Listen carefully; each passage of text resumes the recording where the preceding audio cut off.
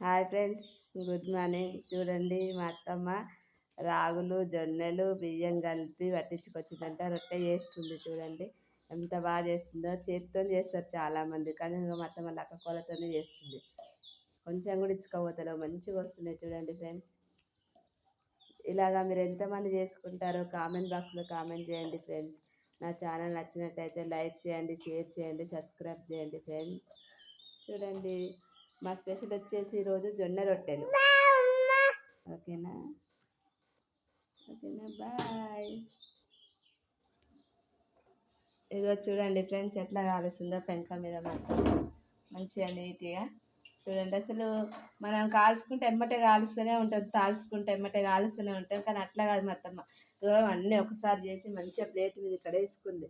ఏమి ఇచ్చుకోలేదు, ఏం కలర్ కాలే, ముక్కల్లో కలర్ కూడా ఏం కాలేదు తెలుసా ఫ్రెండ్స్. మంచిగా వచ్చినాయి.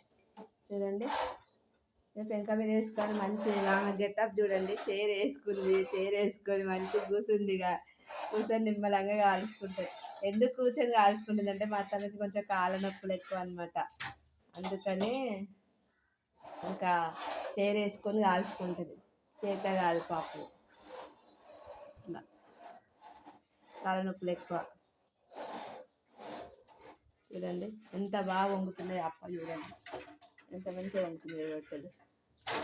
అది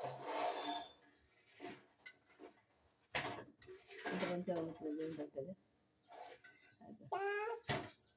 ఎంత బాగా కాలుస్తుంది మొత్తం. మన పూరీలు కూడా నూనెలో కాల్చి అట్లా వంగుతుందా వంగదు. ఈ రొట్టెలు అట్లా వంగుతున్నాయి మంచిగా. చూడండి ఫ్రెండ్స్, ఓకేనా బాయ్ అండి.